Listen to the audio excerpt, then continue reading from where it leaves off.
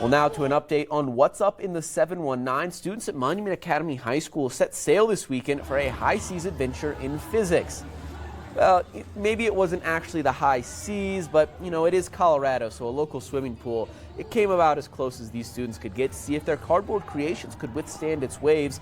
Physics teacher Esme Wilhelm designed this competition for their students to test their literacy of buoyancy, displacement, and center of mass. Students tell us they had to do a lot of math to make sure they didn't win the dreaded Titanic Award, going out to the group that sinks the most dramatically.